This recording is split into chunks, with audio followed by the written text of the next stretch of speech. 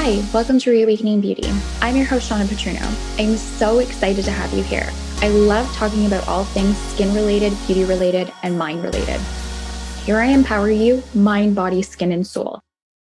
I'm here with Andrea, and today we're going to be discussing face oils. What does that mean to you? Well, if you have dry, sensitive, or acneic skin, you're going to want to listen up because face oil is a very misunderstood topic. And today, I'm going to deep dive with Andrea. So, Andrea, can you explain for our audience what exactly a face oil is? Absolutely. So face oil is an oil-based formula and it's really designed for the skin, although many people will use it on other parts of their body, but it's usually formulated with plant oils and some essential oils for fragrance. And face oils have been used for thousands of years as a beauty treatment. I fell in love with face oils because at a point in my life, I had very acneic skin, and so many people say oil free, oil free. So in this episode, we're going to bust some myths for you. So what is one big myth, Andrea, that you think that people need to know about face oils? Well, I think you nailed the first one in that many people with acne-prone skin believe that oils will clog their pores and make their acne worse. And that's not necessarily the case. With the right face oil, it can actually improve and reduce your acne.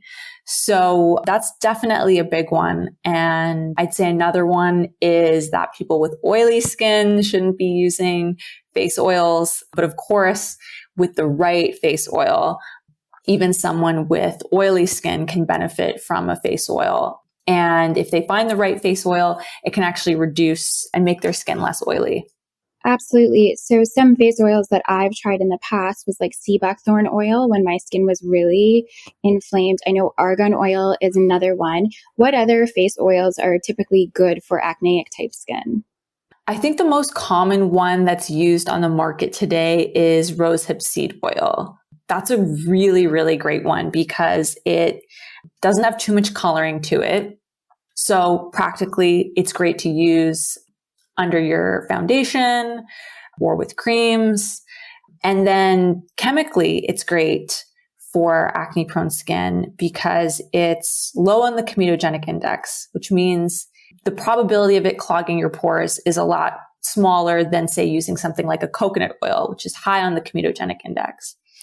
Rosehip seed oil also is rich in linoleic acid, which is great for people who have oily skin as well. And many people who have acne-prone skin tend to have oily skin. It's not always the case, but certainly if you have a combination of those two, rosehip seed oil is great for that. And the other thing about rosehip seed oil that's great for acne-prone skin is it has natural vitamin A in it. And so we know that vitamin A is a great chemical compound for acne-prone skin. It's been studied for decades, and a lot of topical treatments for acne will have vitamin A derivatives. So something like retinol or adapalene are all vitamin A compounds which are used for acne. So rosehip seed oil has a natural vitamin A component, which again is also great for acne-prone skin.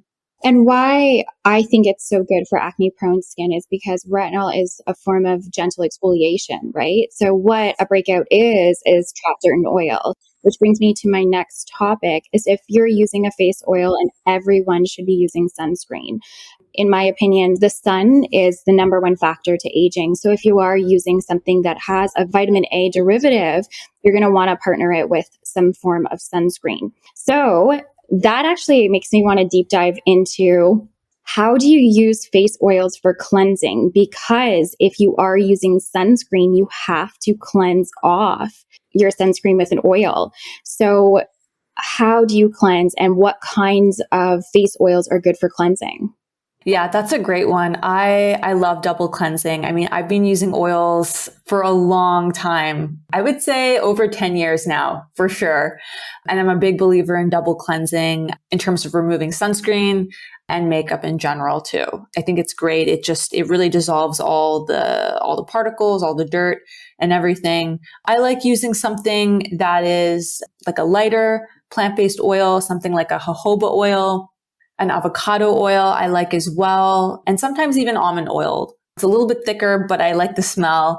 And I find all of those are really great, and they're fairly accessible for anyone depending on where you are. Most health food stores will carry them, and they're at a good price point too. So I typically buy ones that are already formulated with other ingredients.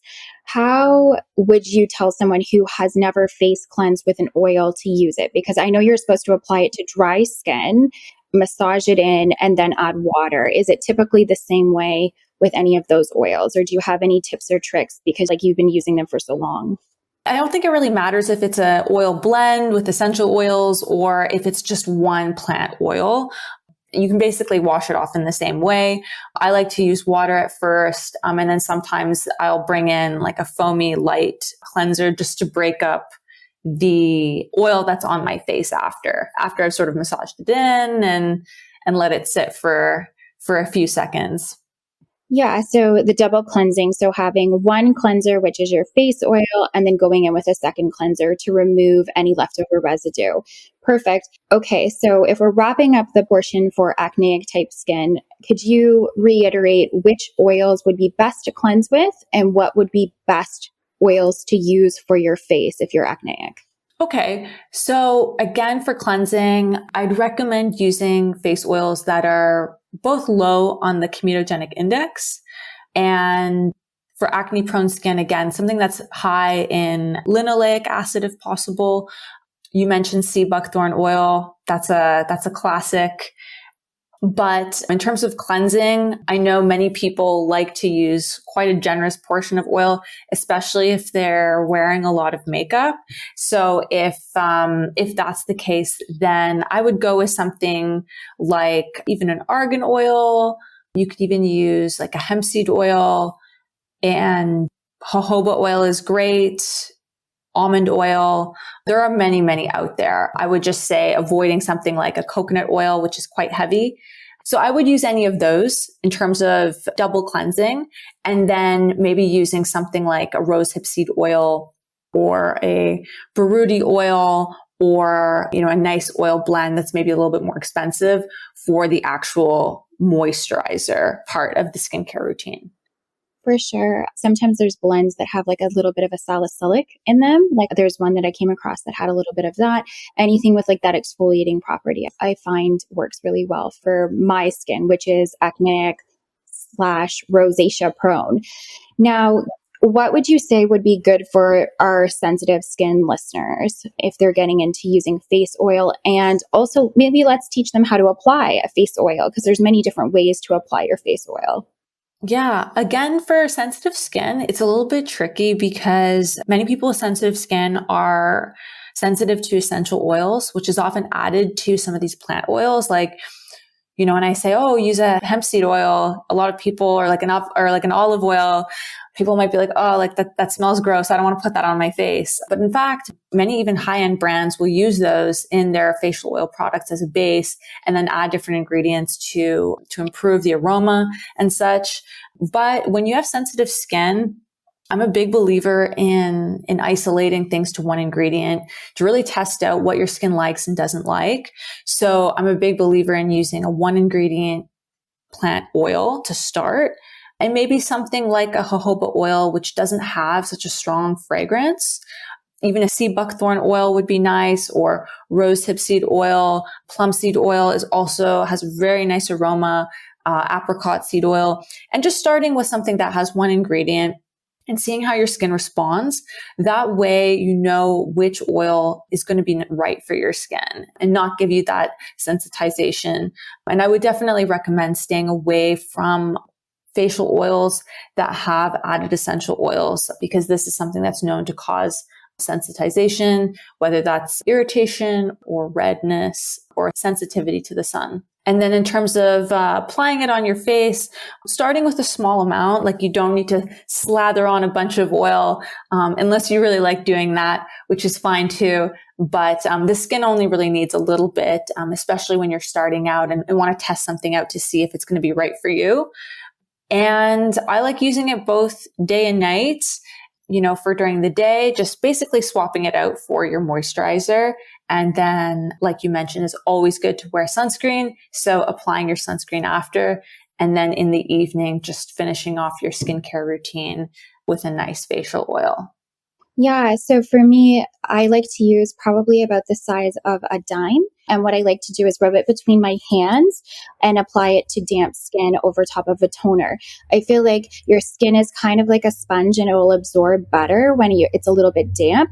It's like if you're trying to clean your kitchen and you have a dry sponge, it doesn't absorb everything, but then you have that wet sponge, it absorbs a little bit better. So I would say make sure you're using a toner, like a rose toner is going to be really good for you. And make sure you're actually applying it with damp skin and pressing into the skin. If you find your oil is more pigmented, because there's ones that I do have that are a little bit more pigmented, you want to make sure that maybe you're applying it directly into your moisturizing cream. If you are using things that have peptides and different things like that, say you're focusing more on anti-aging, I would say add it into a cream, blend it between your hands, and then you just apply your cream as is regularly. Again, I would recommend damp skin, but not like soaking wet. And then depending if you're applying a primer and all of that afterwards, because I like to wear a full face of makeup, giving it a little bit of time to absorb into the skin, because otherwise it'll kind of roll off. So go make yourself a cup of coffee and then come back and do the rest of your makeup. So I think that for me is like the best way that I like to apply it, but everyone's so unique and different. Another tip that I wanted to give for all of you is when you're trying out products is to try it a little bit on the back of your ear. Never apply everything directly on your face, because if you do have a reaction, that is there for everyone to see. Do a spot check on the back of your ear. Sometimes we don't know what we're sensitive to. So for our sensitive listeners, do apply it to the back of your hairline. See if you have redness or itching. That way you can avoid potential inflammation on the skin. Those would be my tips. So there's a few other questions that I know we wanted to go over. Andrea, is there anything else that you think is misinterpreted about face oils that you wanted to address today for our listeners? I think you mentioned using a dime size, which I think is spot on. One misconception that I hear from a lot of people in my community is that they love to just, for lack of better words, slather on oil all over their face and neck, sort of expecting it all to absorb, and often getting some sensitization from that. And I always say, you know what, sometimes less is more when it comes to your skin. Like you don't need to be applying, just like any other product, you don't need to apply 5 times the amount isn't going to give you 5 times the benefit, right? And what ends up happening is you just end up wasting product, and, it comes off on your sheets, or when you're wiping your face, and sometimes less is actually more. So I think that that's another misconception, and you're spot on with recommending a dime size amount. That's so funny. I actually have a reel that I'm releasing that literally is talking about how less is more. It's like, you want to ease into face oils and all of these things very slowly and not overdo it. It's like anything. If you start an exercise routine, you're not going to go every freaking day and then all of a sudden expect that that's something that's sustainable. So making sure that these changes are slow and adaptable. So try it behind your ear a couple times and then apply it to the rest of your face and see how that goes. There are so many other things I know that we could say about face oils. Did you want to kind of talk a little bit about why the skin needs a face oil before we wrap up?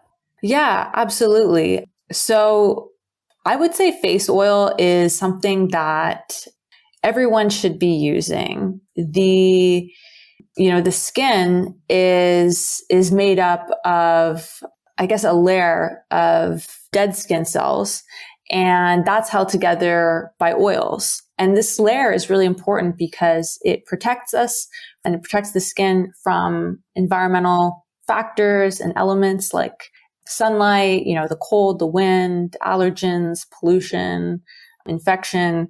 And the lipid barrier on our skin gets damaged regularly, right? From exposure to these things. And so it requires regular replenishment of these oils, of these lipids. And certainly as we get older, our skin produces less of them, right? So, our skin needs to be supplemented with more topical application of these oils. So using creams, which are, a blend of oils and waters or face oils, are really important just to replenish and allow that barrier that's protecting us to rejuvenate, revitalize, and to continue doing its job to protect us, I think is really important. So that's probably the biggest reason from a biological level why our skin needs oil.